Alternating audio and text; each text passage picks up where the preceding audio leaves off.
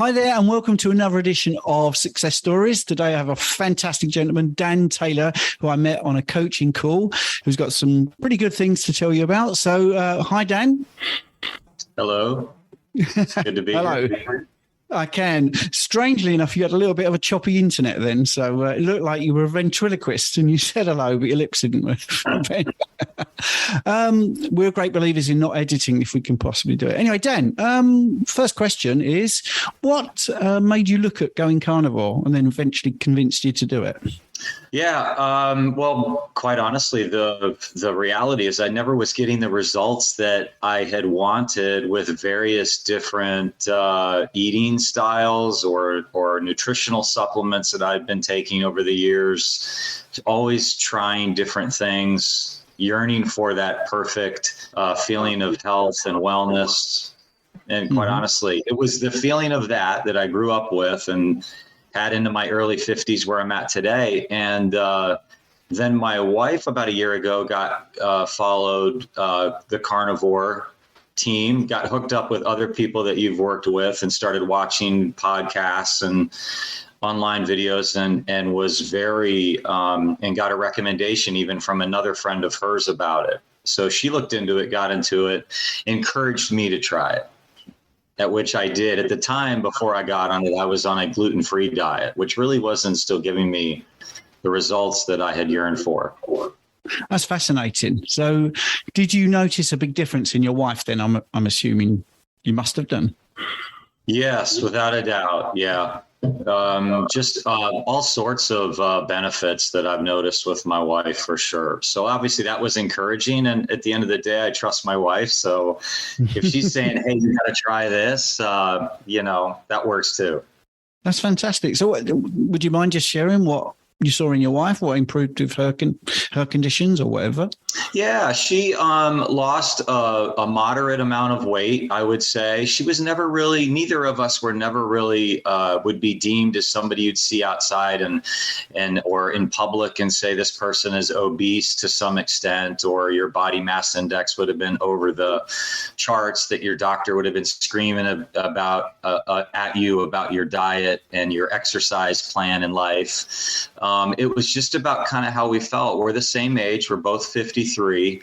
It's a lifestyle. We feel like we always ate fairly well. The kind of people that would try to eat a balanced diet of, your vegetables and your proteins and your meats and stay hydrated and do all those things to get a moderate level of exercise. We get into routines where we ride bikes or we walk quite often and things like that to stay moderately active at our age. And just saw those benefits that she could actually, we could actually go out and do things without the back pains that we typically would have had, perhaps discomfort, not feeling as well as we typically would have wanted to in just normal lifestyle. Brilliant. Okay, so let's focus on you now, Dan. Okay. Maybe we'll get your wife on at some point. So what were the biggest things that you were worried about? I've struggled with a level of anxiety over the years, that degree. And then always just like, having in my family, there's heart conditions too. And so you always, as you age, you always think about, well, what genes do I have that my parents had that I need to be concerned about, et cetera. And how can I or how should I adjust my lifestyle accordingly to that? It was that, and just feeling like always, my pants are a little bit tighter than they normally would have been. It's the wonderful belly fat that you get that you have to deal with, and you can tuck it in or tighten the belt an extra notch once in a while. But it's just that level of comfort. And I don't know how to describe it other than you just feel like you're a little bit heavier and sluggish than you would typically want to be. Yes. But luckily, we've also got some empirical data, some actual numbers, because one of the things we talked about was your blood pressure. So I wondered if you could just speak to how high it had got and where it came down to on carnivore. Yeah, without a doubt. And I think that's what led to kind of like my level of anxiety, to be honest with you, is just the high hypertension that starts to build when your blood pressure gets up. So I've been on blood pressure medicine for a good couple of years now. And at some point over the last year and a half, actually, I ended up upping my blood pressure medicine my doctor did with me. And I was on 2 different medicines at the same time. Just to balance it. And again, just trying to live the right lifestyle, having exercise and so forth. And the blood pressure would range, well above 140 over 90, 95, things like that. At my range, they would tell me that's you're just on the verge of being high blood pressure. And you can just tell when you want to do something about it. And so that's where I was running on and off, even with medication. I would go to the doctor and they would take my blood pressure and be like, oh, okay, we'll take it again in a couple minutes. Maybe you'll settle down. And it never seemed to get to it was a manageable level, I think, that I guess we could all feel good about, but never a great blood pressure, but a blood pressure just at that cusp of being hypertension, officially being hypertensive and having high BPI. So I think you mentioned you got into the 150s and over 90s as well at some point. That's correct. Yeah, consistently. Yeah. Yeah. And what are you down to at the moment? So now I am, by the way, I'm almost just a week under 6 months into carnivore. And my blood pressure, I just took it the other day, and it was one of my best readings I've had yet. 126 over 85. Wow. Wow. Yeah. Brilliant. Absolutely brilliant. That's good. It's really good. And it fluctuates, but consistently. And by the way, I've cut my blood pressure in half, not because my doctors told me to, or they've allowed me to yet at this point, but I did it. It just felt like I could. And I've been doing that for several months, and my blood pressure is where it is. And so. Yes. And I think it's always good to talk to your healthcare professional. My wife came off of her blood pressure meds, and the doctor was just overjoyed, actually. And we had a doctor that was supportive and even was quite supportive of the diet, which was amazing. So that was good. Yeah. So it's good that you're coming off the medication. You probably do need to check in with your healthcare provider, but you're seeing on your blood pressure readings, it's going the right way. It's trending the right way. So I don't think they'd be overly concerned because, it seems to be working what you're doing. I think the other thing, so we talked about blood pressure and anxiety. You also mentioned you had back, hip and knee pain. So I wondered if you could talk about how bad that had gotten and what it's like now. Yeah, absolutely. So I should state that just about 6 months on carnivore, and I am a little over 20 pounds less. And that is consistently over 22 pounds, just about. So my answer to that is I know I was carrying around probably a little more weight than my structure probably wanted to carry around, and equate that to the fact that I've always been an athletic person, played a lot of sports, younger age. I've lifted a lot of weights, and I continue to lift weights and exercise over the years, probably a lot less intense than I used to when I was in my 20s and 30s. I still get to the gym several days a week. And so a couple years ago, I have chronic back. I always feel like someday, long time ago, I lifted weights the wrong way, ruptured a back muscle. And ever since then, I was dealing with back pain and inflammation. And so always a very sensitive lower back area. Outside of that, I also carry a lot of pressure up on my upper shoulders and back and all of that. So I think the fact that I was able to shed a really good solid 22 pounds and keep it off, it's not like it's a struggle for me to keep it off and I have to, fast or starve myself by any means. It's just all good. It's all good balanced weight. I did have playing some volleyball a couple years ago, tore an ACL and ruptured my meniscus in my leg. And at the time, the doctor's like, yeah, we have to operate on it. I'm not a big fan of operating. I felt like I could rehabilitate the leg and so forth. That was obviously giving me a lot of issues, just even walking with my wife in the afternoons and evenings when we wanted to go for a good 30-minute walk or so. I'd make it about 10 to 15 minutes and I would start to feel pains up and down from my ankle up to my hip.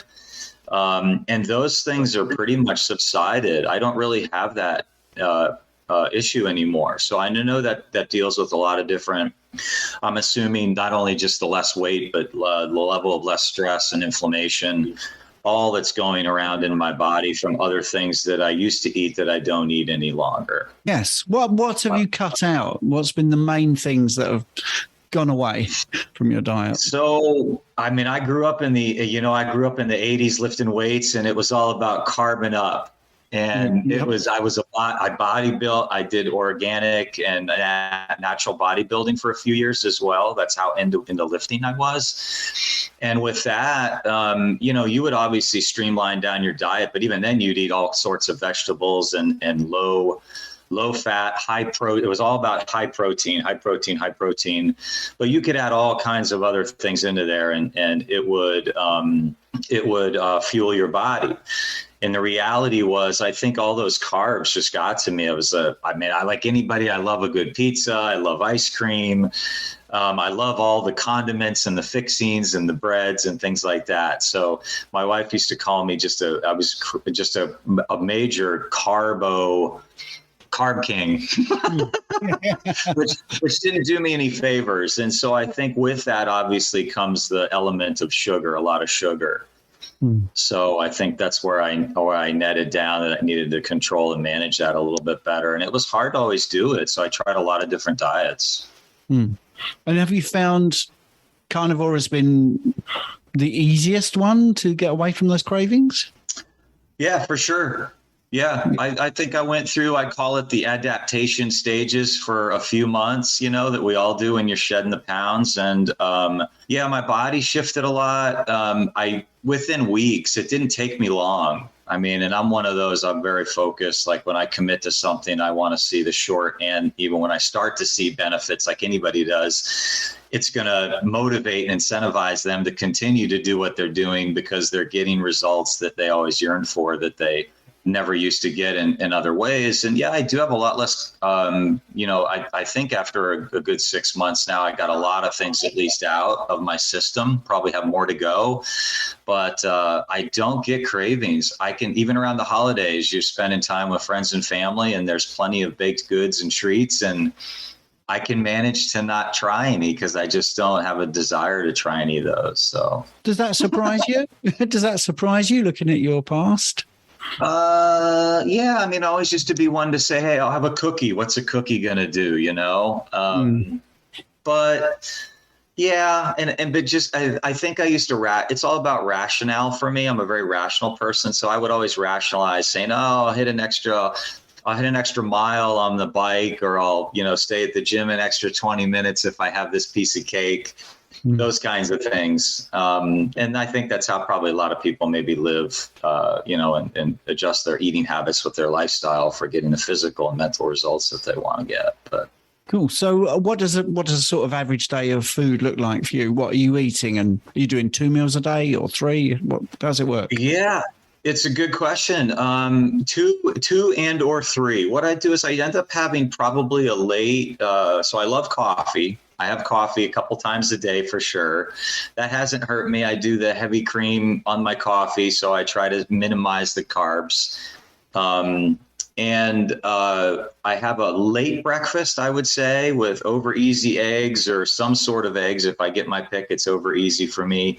I load in the bacon, ham, sausage, whatever we can throw in there.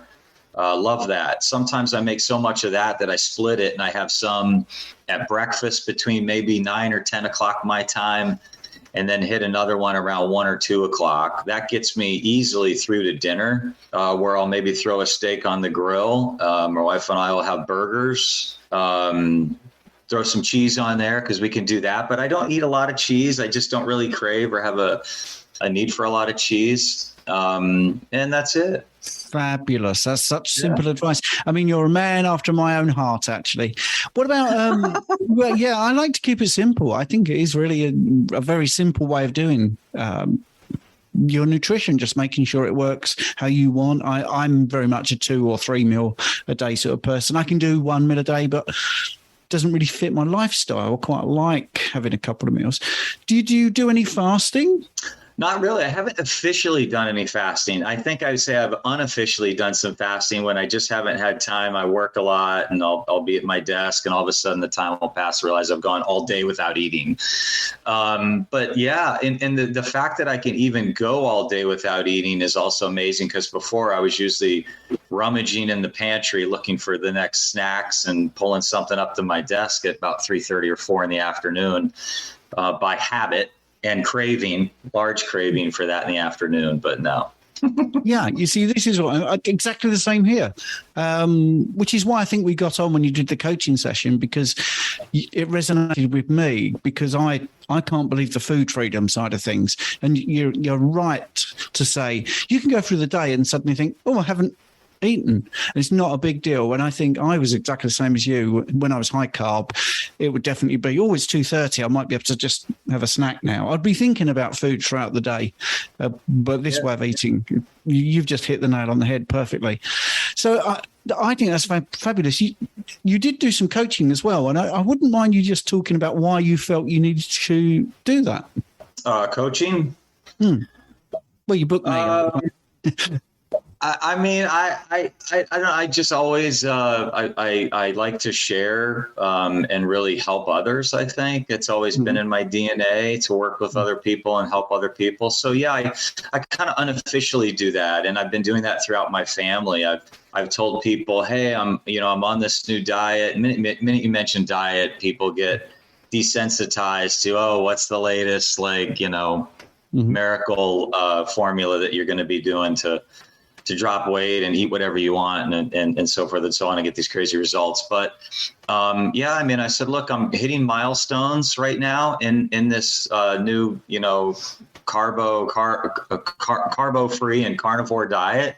Mm-hmm. And when I get to those, like getting blood tests done and checking in with my doctor, which I always encourage people to do and stay closely knitted to that in the right way, I can better than be a result of and feel good about endorsing and coaching others along the way with kind of where they're at with how they're feeling and their diet, what they might feel like they're missing perhaps, or how they feel energy wise, a lot of those ups and downs. And so it gets me into a lot of different discussions. There's a lot of people that I know that are dabbling in and around the keto diet.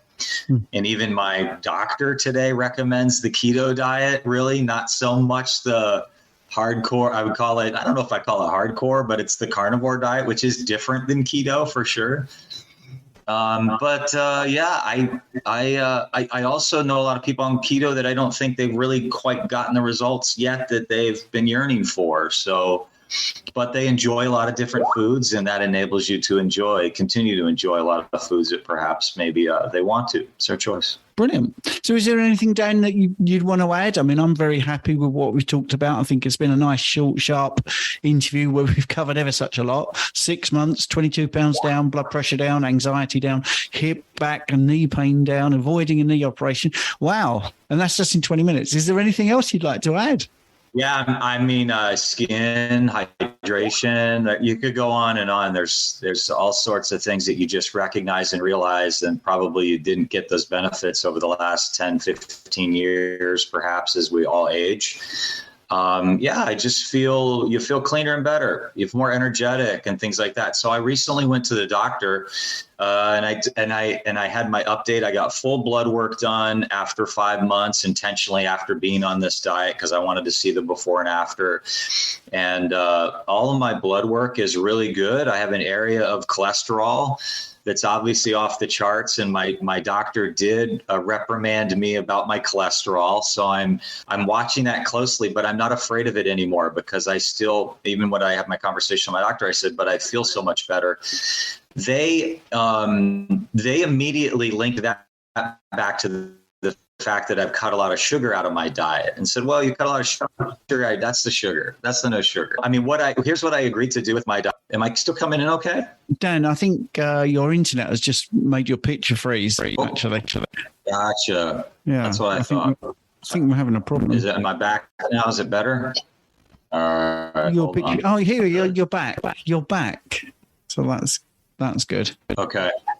I think what we'll do is I'll try and cover that somehow by just editing that bit out. I think you've gone completely frozen now again. Oh no, we almost made it through. Yeah, I mean, I can stop at the long chat. It's not a problem. Am I still frozen? Oh, you're back. That's great. And you're frozen again. We'll get you. We'll get you back. So Yeah. I'll just fill in now, and I'll just say a bit to the camera about the fact that your internet has cut off a little bit. But we'll hopefully try and get Dan back to finish it off with a nice thank you and a goodbye. Okay. Do you want to log off and log back in? Do you think that would sort it? Yeah. Let me try that. Yeah, I'll keep it. Oh, yeah. Let's do that. So while I'm looking at the camera and Dan is logging out and logging back in, just to explain, his internet seemed to go down just as we were coming to the end. So I'm going to just admit him to the room, and we'll hopefully be able to wrap up this. So right now I've got Dan admitted twice, but no video camera. Aha. Oh. Almost. Now I'm still on twice. Yeah, we nearly got you. Got the sound is good. Ah, there we go. We're back. I don't have any idea how I'm connected twice here. Strange. Okay. So I'll say something and then you can wrap up, I think. So. Okay. Okay, great. That's better. Anyway, Yeah. yes. So, yes, we had a little bit of a problem with Dan's internet, but he's back now. But we were right at the end of the discussion. So I think it will end with a little bit of just tagging on about the bloods you were talking about, and then we'll wrap up, Dan. So you mentioned you had your bloods done and everything was looking pretty hunky-dory. Your doctor was okay with the cholesterol because you felt so much better. That's as far as we got. And then I didn't know what else you wanted to add. Yeah. So I got a lot of blood work done. Everything was off the charts good, except for cholesterol. And so my doctor has obviously raised the flag on that one to keep an eye on it. Wanted me to adjust my diet. And I said, but after almost 6 months now on this new carnivore diet, I'm having such good results. I feel so much better. I don't want to switch what I'm doing at this point in time. And so I ended up agreeing with my doctor to come back and see them in another 6 months, get more blood work done. So that enables me, they could see how passionate I was about how I felt and what I was doing. And to come back and see them again with another blood analysis, check on the cholesterol levels, in addition to have a heart scan, which I'm going to happily get done, and then see if there's calcium buildup and so forth around my heart for protection for obvious reasons. And so I said, yeah, that's a no-brainer. I'd love to get that done actually and see what kind of results I have as a result of that after it. And they said, hey, who knows, maybe you get that done and everything's looking really good on the scans and you can continue to follow this diet, but they have to, and their records, recognize that and recommend that my cholesterol is showing up much higher than it used to on my prior blood work. Having said that, I'm still 22 pounds less. I look and feel great, and my blood pressure is manageable on half the medicine I used to be on, and I feel good to various degrees, and so. That's enough to keep me kind of going. And we agreed to come back and see each other in 6 months. And so now we're going to do that. And the good thing about me, that puts me on the hook now to stay on the diet for another 6 months and continue to get results. Because I believe the body will just continue to move and evolve and benefit from what I did over the last 50 years of putting into my system. It's going to take probably longer than I'd like to see what actually happens after more than 5 or 6 months of that. So for that reason, I'm going to continue to live the way I'm living and have these habits that I've formed over the last few months. So brilliant. I've just left a little gap there because I want to intervene and I'll edit this bit out. But you sent me your bloods, didn't you? Yes. Yeah. Yes. And I think, if I remember rightly, your HDL was very good. It was very good and a good ratio to the triglycerides as well. If I remember rightly, I'm just going to get that up. Okay. I won't screen share, don't worry. I just wanted to speak that's from fine. memory. That's fine. I would love to help other people if they're in a similar situation. There's got to be a lot of. Oh, well, that's cool. Right. So I'm going to pretend that we didn't just talk there, and I've now got it in front of me, so that's okay. So yeah. The interesting thing about what you just said about your bloods is if I look at your lipid panel, your HDL cholesterol is pretty good at 63, and the reference range, they want you over 40. So 63 is pretty good. And your triglycerides are under 150, they're at 103. So those two independent markers, and especially that ratio, isn't too bad. I mean, obviously, we'd prefer the triglycerides to be lower and the HDL higher. So the ratio is sort of 1-to-1. Slightly more HDL than triglycerides is really good. But things like your blood glucose, your fasting glucose was 88. And there's so many things that are in a good range. And that was one of the reasons you booked me, because of my phlebotomy background. Your HbA1c is 5.3, and all your... What you said, basically, everything on your bloods is in the green and looking fantastic. And as males of our age, I'm 58, you're in your 50s, your PSA value is 0.53, and the reference range we want is under 4. And that's just a sign of prostate cancer if it's really high. That's or potential risk of that. So the bloods overall, the only thing that they are worried about is the LDL cholesterol, really. So I understand, because that's the standard duty of care to talk about that. So I thought that was brilliant. That was a brilliant discussion, Dan. That's really kind of you to do this. But I'm going to bail out before the internet falls down again. But is there any final thoughts? No, this is great. Yeah, I mean, if you're open to it too, I'm happy to. We should definitely connect again and talk in a few months as I continue the journey. Would love to stay in touch with you. And so far, so good. I would encourage anybody to please try it and reach out to people that know a lot about it. Brilliant. Yeah. Dan, thank you so much. It's been an absolute pleasure. You're welcome. Have a good day. Just stop the recording. That's great. Thank you so much for listening to my podcast. I hope you enjoyed it. Your support means the absolute world to me. And if you're enjoying this show, I've got a small favour to ask you. I'd be incredibly grateful if you would consider becoming a supporter and make a small monthly donation. Your contribution will really help to improve the show. I'll be able to improve the software, maybe put a few more episodes out, and do many things that I'm hoping to do in the future. Do them a lot quicker. So, it's a small monthly contribution. You can cancel at any time, and the link is in the show notes. Thanks very much for listening.